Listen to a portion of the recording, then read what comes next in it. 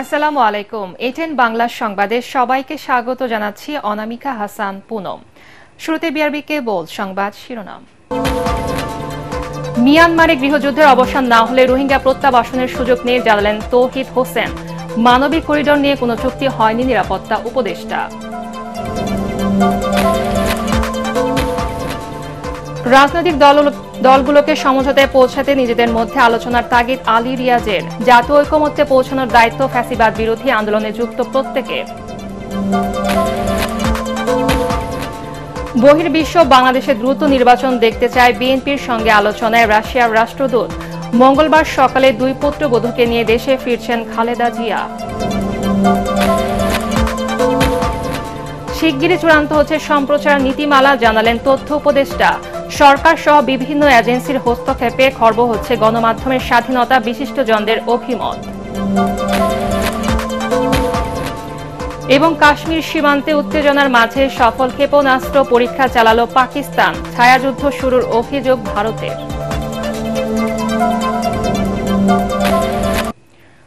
শুনছেন বিআরবি কেবল সংবাদ শিরোনাম, এবারে বিস্তারিত। মিয়ানমারে গৃহযুদ্ধ পরিস্থিতি স্বাভাবিক না হলে রোহিঙ্গা প্রত্যাবাসনের সুযোগ নেই বলে জানিয়েছেন পররাষ্ট্র উপদেষ্টা তৌহিদ হোসেন। অন্যদিকে মানবিক করিডোর নিয়ে কোনো আলোচনা বা চুক্তি হয়নি বলে সাব জানিয়েছেন জাতীয় নিরাপত্তা উপদেষ্টা ডক্টর খলিলুর রহমান। রোহিঙ্গা ইস্যু নিয়ে রাজধানীতে এক সেমিনারে এসব কথা বলেন তারা। এ সময় নিরাপত্তা উপদেষ্টা বলেন, বাংলাদেশ যখন চীন এবং যুক্তরাষ্ট্রের সঙ্গে সম্পর্ক জোরদার করছে, ঠিক তখনই নানা প্রোপাগান্ডা ছড়াচ্ছে ভারত। বিস্তারিত জানাচ্ছেন সৈয়দ রিয়াজ। একদিকে আলোচনা চলছে রোহিঙ্গা প্রত্যাবাসনের, অন্যদিকে মিয়ানমারের অভ্যন্তরীণ সংঘাতের ফলে আবারও নিরাপদ আশ্রয়ের জন্য বাংলাদেশে আসছেন রোহিঙ্গারা। শনিবার পর্যন্ত কক্সবাজারে আরও ৫,০০০ রোহিঙ্গা অনুপ্রবেশ করেছে। এ নিয়ে নতুন রোহিঙ্গার সংখ্যা দাঁড়িয়েছে ১,১৮,০০০। এ অবস্থায় রাজধানীর বিওপি অডিটোরিয়ামে রোহিঙ্গা প্রত্যাবাসন সংক্রান্ত সেমিনারে প্রধান অতিথির বক্তব্যে পররাষ্ট্র উপদেষ্টা মোহাম্মদ তৌহিদ হোসেন বলেন, প্রত্যাবাসনের জন্য মিয়ানমারে তাদের নিরাপত্তা ও অধিকার নিশ্চিত করতে হবে। Is this the conflict that is going on in Myanmar? Is this the conflict that is going to give or bring up an opportunity to resolve this issue? অন্যদিকে মানবিক করিডোর নিয়ে কোনো চুক্তি হয়নি জানিয়ে নিরাপত্তা উপদেষ্টা ডক্টর খলিলুর রহমান বলেন, বাংলাদেশ নিয়ে অন্য কোনো দেশের গুজবে কান দেওয়া যাবে না। উপদেষ্টা আরও বলেন, মিয়ানমারের বর্তমান সহিংস পরিস্থিতিতে দীর্ঘমেয়াদে আঞ্চলিক স্থিতিশীলতা ও নিরাপত্তার স্বার্থে দায়িত্বশীল ভূমিকা রাখতে হবে বাংলাদেশকে। সৈয়দ রিয়াজ, এটিএন বাংলা, ঢাকা। রাজনৈতিক দলগুলোকে ঐকমত্য গড়তে নিজেদের মধ্যে আলোচনা করতে আহ্বান জানিয়েছেন জাতীয় ঐকমত্য কমিশনের সহসভাপতি আলী রিয়াজ। তিনি বলেন, মৌলিক বিষয় ঐকমত্য তৈরি করতে হলে সবাইকেই কিছু না কিছু ছাড় দিতে হবে। সংসদ ভবনের এলডি হলে ১২ দলীয় জোটের সাথে বৈঠকে এসব কথা বলেন তিনি। এ সময় ১২ দলীয় জোটের প্রধান মোস্তফা জামাল হায়দার বলেন, দ্রুততম সময়ের মধ্যে ন্যূনতম সংস্কার বাস্তবায়ন করতে হবে। ইকরামুল হক সায়েমের রিপোর্ট। রোববার সকালে সংস্কার প্রস্তাব নিয়ে ১২ দলীয় জোটের সাথে আলোচনা করে জাতীয় ঐকমত্য কমিশনের সদস্যরা। স্বাগত বক্তব্যে জাতীয় ঐকমত্য কমিশনের সহসভাপতি আলী রিয়াজ জানান, ১৫ দিনের মধ্যে প্রথম ধাপের আলোচনা শেষ হবে। ঐকমত্য গড়তে রাজনৈতিক দলগুলোকে সহযোগী শক্তিগুলোর সাথে আলোচনা করার আহ্বান জানান তিনি। ঐকমত্য তৈরি করতে হলে সবাইকেই কিছু না কিছুটা ছাড় দিতে হবে, সবাইকেই আমাদের এক জায়গায় আসতে হবে। আমরা সব বিষয়ে একমত হতে পারবো না, কিন্তু রাষ্ট্রের পুনর্গঠনের জন্য যে মৌলিক জায়গাগুলো, সেখানে আমাদেরকে একমত হয়েই বাংলাদেশকে এগিয়ে নিয়ে যেতে হবে। অন্যান্য রাজনৈতিক শক্তির সঙ্গে কথা বলুন, কি করে আমরা এক জায়গায় আসতে পারি। শুধুমাত্র এই টেবিলে বসে এইখানে আলোচনায় আমরা জাতীয় ঐকমত্যের চূড়ান্ত জায়গায় পৌঁছতে পারবো, আমরা তা মনে করি না। এ সময় ১২ দলীয় জোটের প্রধান মোস্তফা জামাল হায়দার বলেন, জনগণের গণতান্ত্রিক আকাঙ্ক্ষা বিলম্বিত হোক তা কাম্য নয়। স্বৈরশাসন যেন আর না ফিরতে পারে, সেই লক্ষ্যে ১২ দলীয় জোট কাজ করছে বলেও জানান তিনি। একটা ন্যূনতম ঐকমত্যে উপনীত হতে যদি পারি এবং আগামী দিনে আর কখনো যেন স্বৈরশাসনের উৎপত্তি না হতে পারে, অন্তত এই রাষ্ট্র কাঠামোর যে বিধিমালা তার সুযোগ নিয়ে সেই সংবিধানকে আমল পাল্টে দিয়ে একটা স্বৈর শাসনকে চাপিয়ে দেওয়ার বন্দোবস্ত যাতে না করতে পারে। এখন পর্যন্ত মোট ২৪টি দলের সঙ্গে আলোচনায় বসেছেন ঐকমত্য কমিশনের সদস্যরা। বিকেলে সমাজতান্ত্রিক দলের সঙ্গে আলোচনা করবেন ঐকমত্য কমিশন। ইকরামুল হক সায়েম, এটিএন বাংলা, ঢাকা। নারী সংস্কার কমিশনের সুপারিশ মালায় বিতর্কিত এবং সাংঘর্ষিক ধারাগুলোর বৈধতা চ্যালেঞ্জ ও এসব ধারা পর্যালোচনার জন্য বিশেষজ্ঞ কমিটি গঠনের নির্দেশনা চেয়ে হাইকোর্টে রিট দায়ের করা হয়েছে।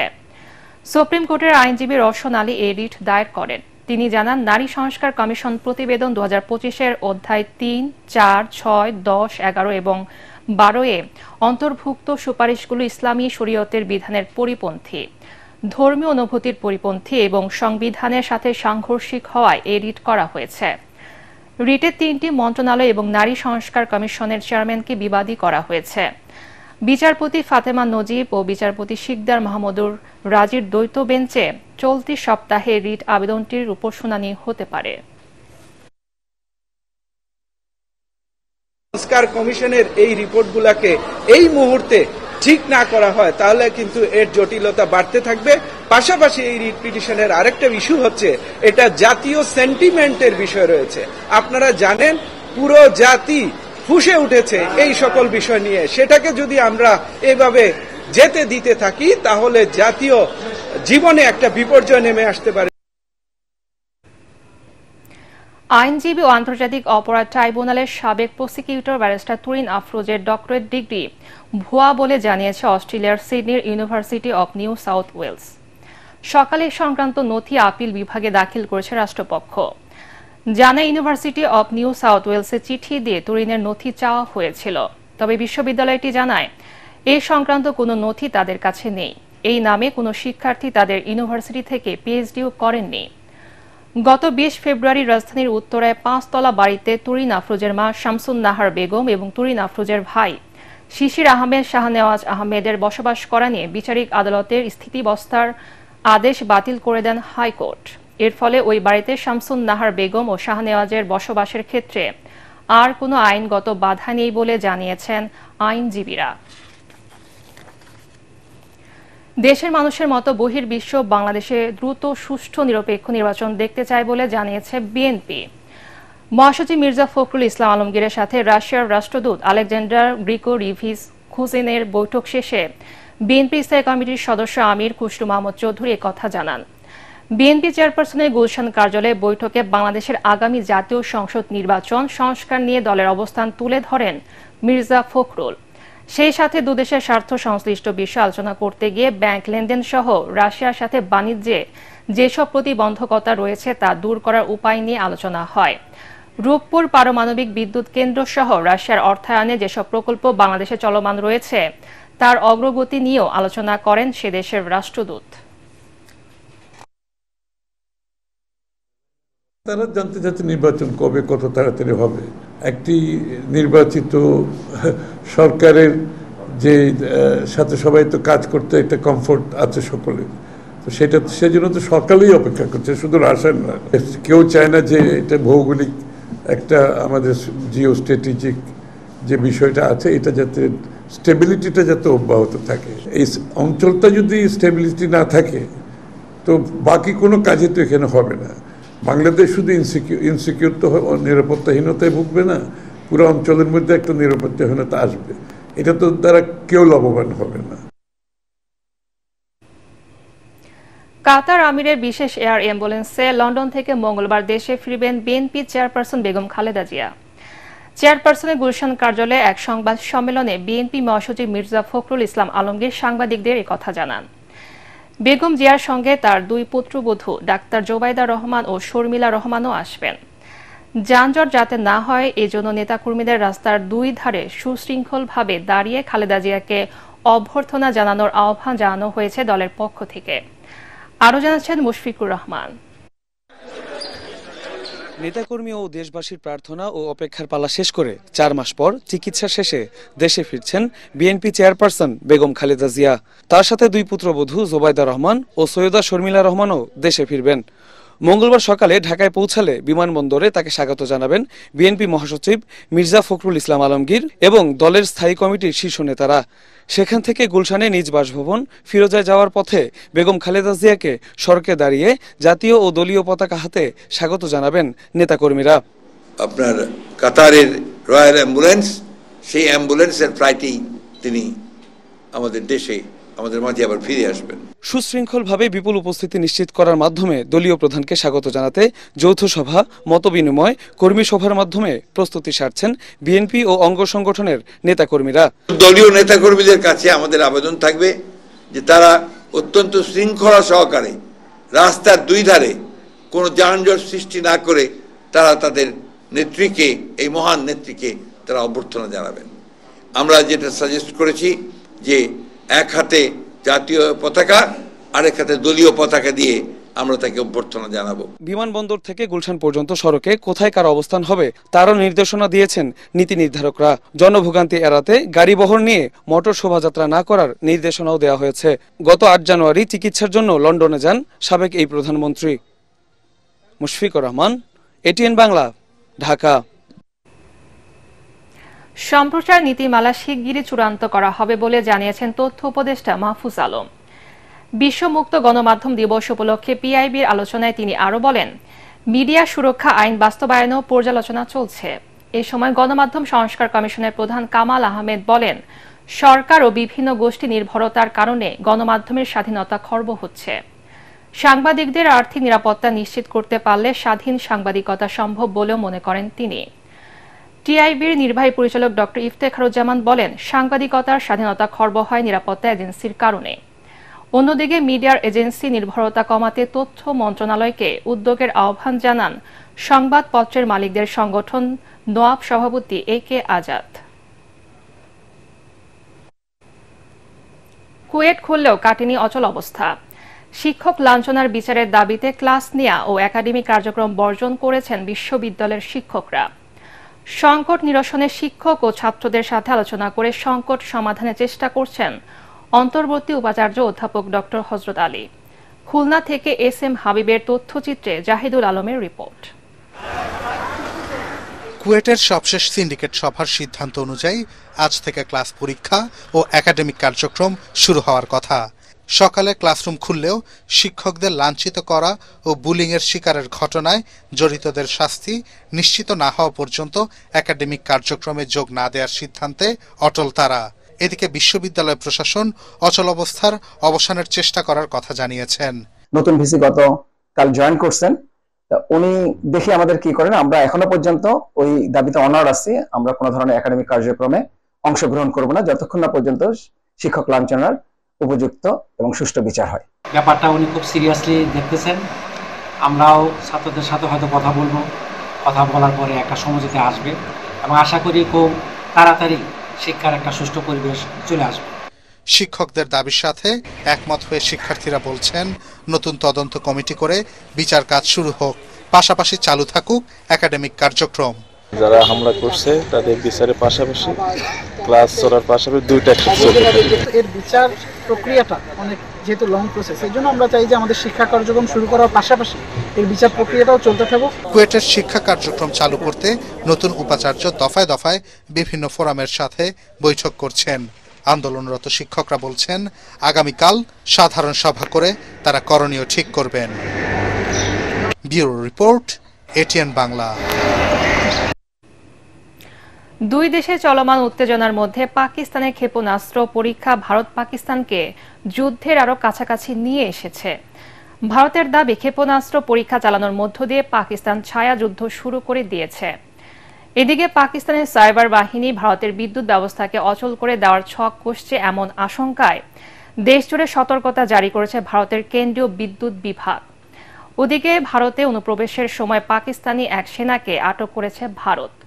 বিস্তারিত জানাচ্ছেন আসিফুর রহমান সাগর। ভূস্বর্গ হিসেবে খ্যাত কাশ্মীর জুড়ে এখন বিরাজ করছে যুদ্ধের আতঙ্ক। পেহেলগামে ২৬ জনকে গুলি করে হত্যার ১১ দিন পর ভারত ও পাকিস্তান যুদ্ধের খুব কাছাকাছি পৌঁছে গেছে। প্রতিদিনই দুই দেশের আক্রমণাত্মক পদক্ষেপ বাড়িয়ে তুলছে উত্তেজনা। দুই চিরশত্রু ভারত পাকিস্তান এখন যুদ্ধ শুরুর আগের প্রস্তুতিতে ব্যস্ত। ছক কষছে কিভাবে ঘায়েল করা যায় শত্রু দেশকে, যা ভাবিয়ে তুলেছে গোটা বিশ্বকে। এই উত্তেজনার পারদ আরও বাড়িয়ে তুলেছে পাকিস্তানের ক্ষেপণাস্ত্র পরীক্ষা। ভারতের সঙ্গে চলমান উত্তেজনার মধ্যেই ব্যালিস্টিক ক্ষেপণাস্ত্রের সফল পরীক্ষা চালিয়েছে পাকিস্তান। এই ক্ষেপণাস্ত্র পরীক্ষাকে উস্কানিমূলক বলে মন্তব্য করেছে ভারত। দেশটির গণমাধ্যমগুলো খবরে বলা হয়েছে, এই পরীক্ষা চালানোর মধ্য দিয়ে ভারতের বিরুদ্ধে ছায়া যুদ্ধ শুরু করে দিয়েছে পাকিস্তান। ভূমি থেকে ভূমিতে নিক্ষেপযোগ্য ক্ষেপণাস্ত্রের রেঞ্জ ৪৫০ কিলোমিটার। বার্তা সংস্থা অ্যাসোসিয়েট প্রেস এপি পাকিস্তান সেনাবাহিনীর উদ্ধৃতি দিয়ে জানিয়েছে, উৎক্ষেপণের লক্ষ্য ছিল সৈন্যদের যুদ্ধের প্রস্তুতি এবং মিসাইলের সক্ষমতা যাচাই করা। পাকিস্তানের রাষ্ট্রপতি আসিফ আলী জারদারি এবং প্রধানমন্ত্রী শেহবাজ শরীফ বিজ্ঞানী, প্রকৌশলী এবং সফল ক্ষেপণাস্ত্র পরীক্ষায় নিয়োজিত সেনা সদস্যদের অভিনন্দন জানিয়েছে। এদিকে ভারত দাবি করেছে, পাকিস্তানের সাইবার বাহিনী ভারতের বিদ্যুৎ ব্যবস্থাকে অচল করে দেওয়ার ছক কষছে। টার্গেটের তালিকায় রয়েছে পরমাণু বিদ্যুৎ উৎপাদন কেন্দ্রগুলো। এই আক্রমণ ঠেকাতে দেশ জুড়ে সতর্কতা জারি করেছে দেশটির কেন্দ্রীয় বিদ্যুৎ বিভাগ। অন্যদিকে পাকিস্তান থেকে সরাসরি ও পরোক্ষভাবে সব ধরনের আমদানি নিষিদ্ধ করেছে ভারত। এক সরকারি নোটিশে ভারতের বাণিজ্য শিল্প মন্ত্রণালয় এর নির্দেশনা জারি করে। এতে বলা হয়, এই নিষেধাজ্ঞার বাইরে কোনো কিছু আনতে চাইলে সরকারের স্পষ্ট অনুমতি লাগবে। ভারত শুধু আমদানি বন্ধ করেই থেমে থাকেনি, বিশ্বব্যাংক, IMF, এশীয় উন্নয়ন ব্যাংকের মতো আন্তর্জাতিক সংস্থাগুলোর কাছে পাকিস্তানকে ঋণ না দেওয়ার জন্য আবেদন জানানোর প্রস্তুতি নিচ্ছে। ভারতের দাবি, এসব পদক্ষেপের লক্ষ্য হল পাকিস্তানে যেসব আর্থিক উৎস সন্ত্রাসবাদে সহায়তা করে তা বন্ধ করা। এদিকে ভারত পাকিস্তান দ্বন্দ্ব শুধু দুই দেশের মাঝেই সীমাবদ্ধ থাকেনি, উগ্রতা স্পর্শ করেছে মানুষের স্বাভাবিক জীবনযাত্রাকেও। পাকিস্তানে এক নারীর সাথে বিয়ে গোপন করা এবং ভিসার মেয়াদের বাইরে ভারতে রাখায় কেন্দ্রীয় রিজার্ভ পুলিশ বাহিনীর এক জওয়ানকে চাকরি থেকে বরখাস্ত করা হয়েছে বলে জানিয়েছে বার্তা সংস্থা ANI। প্রতিবেদনে বলা হয়েছে, ৪১ ব্যাটালিয়নে মুনির আহমেদের এই কর্মকাণ্ড চাকরির আচরণ লঙ্ঘন এবং জাতীয় নিরাপত্তার জন্য হুমকি বলে জানিয়েছে কেন্দ্রীয় রিজার্ভ পুলিশ। আসিফুর রহমান সাগর, ATN বাংলা। ৫ দশক ধরে বন্ধ কুমিল্লা বিমানবন্দর।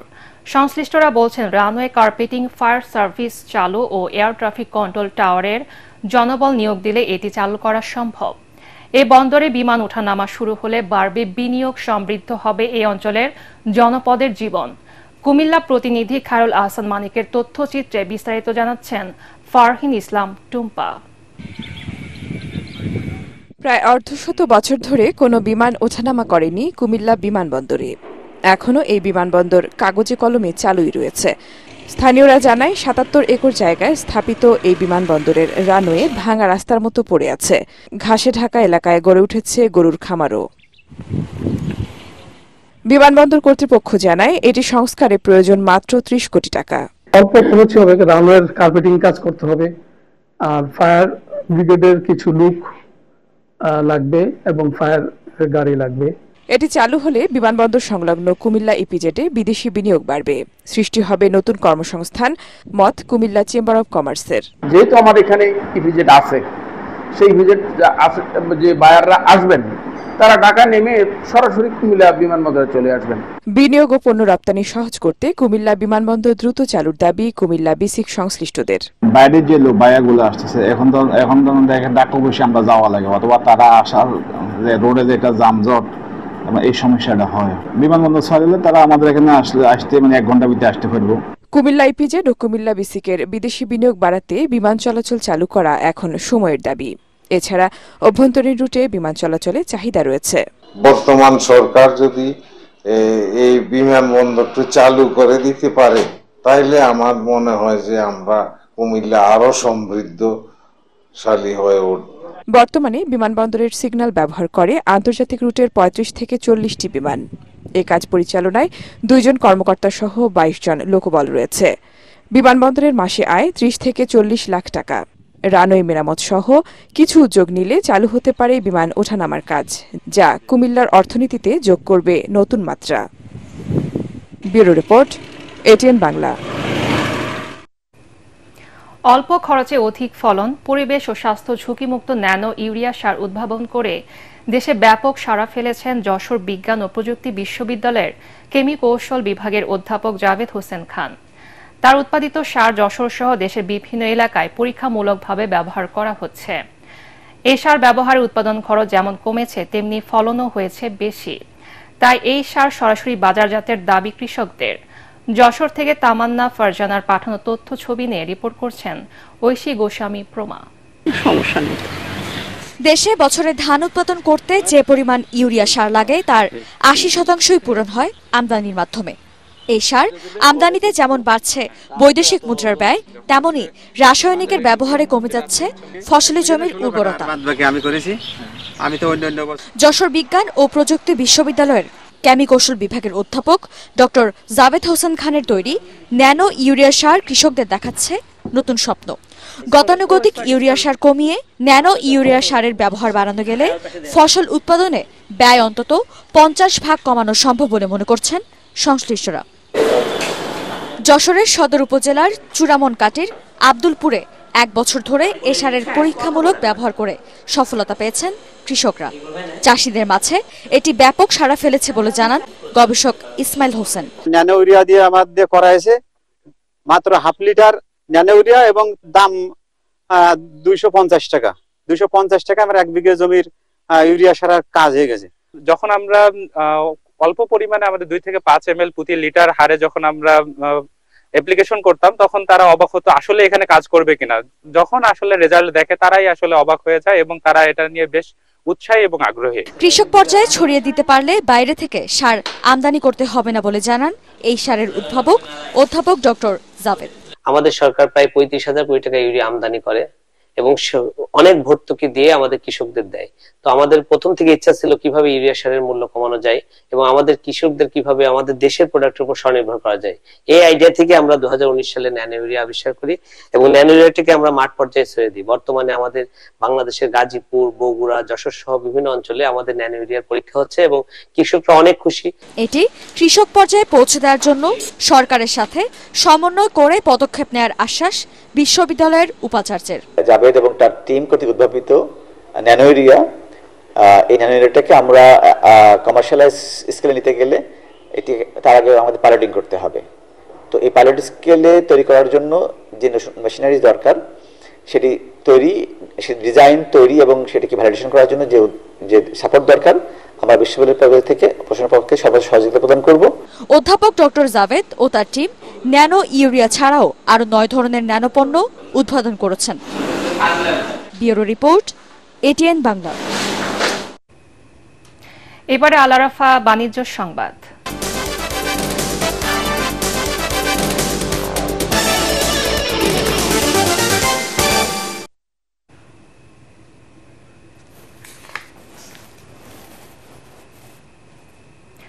আবহাওয়া অনুকূলে থাকায় চলতি মৌসুমে জামালপুর জেলায় বোরো ধানের বাম্পার ফলন হয়েছে। এবার জেলায় 1,29,370 হেক্টর জমিতে বোরোর চাষের লক্ষ্যমাত্রা নির্ধারণ করা হলেও চাষ হয়েছে 1,27,560 হেক্টর জমিতে। তবে সার, বীজ, কীটনাশক, সেচ, ধান কাটা, মাড়াই, শ্রমিকের মজুরির দাম বাড়তি হওয়ায় উৎপাদন খরচ তুলতে হিমশিম খাচ্ছে কৃষকরা। এদিকে সরকার মন প্রতি ধানের মূল্য 1,440 টাকা নির্ধারণ করলেও বর্তমানে প্রতি মন ধান বিক্রি হচ্ছে 800 থেকে 900 টাকায়।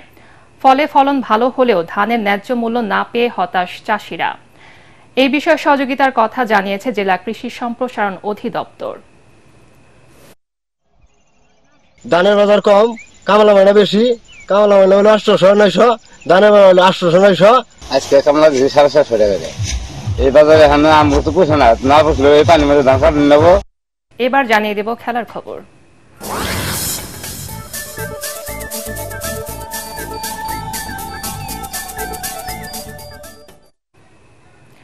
রিয়াল ভায়াদোলিদকে 2-1 গোলে হারে স্প্যানিশ লিগে শিরোপার দৌড়ে এগিয়ে গেল বার্সেলোনা।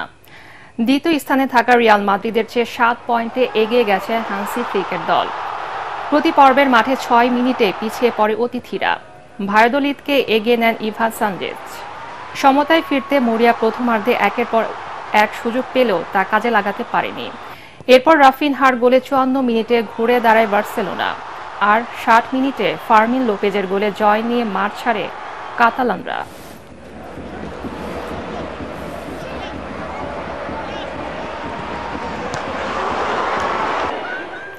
মেজর লিগ সকারে নিউ ইয়র্ক রেড বুলসকে 4-1 গোলে হারিয়েছে লিওনেল মেসির ইন্টার মায়ামি।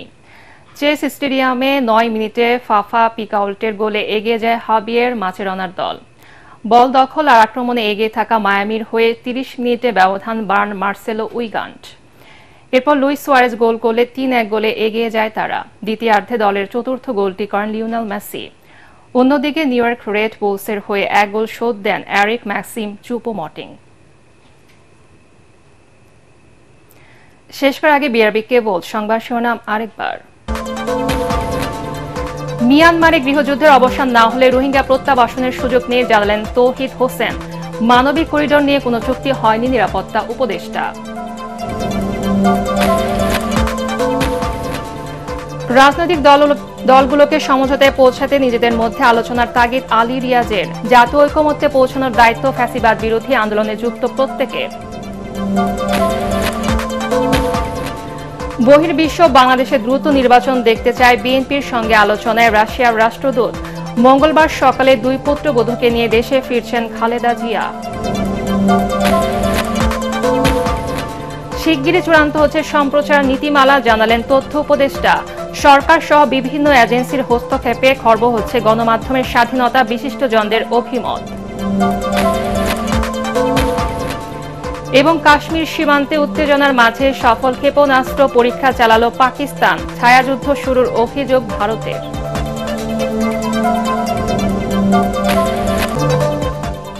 পরবর্তী সংবাদ দেখার আমন্ত্রণ জানিয়ে এখনকার মতো শেষ করছি। ATN বাংলা সংবাদ ইউটিউব দেখতে ব্রাউজ করুন, YouTube/ATN বাংলা নিউজ। ধন্যবাদ সবাইকে।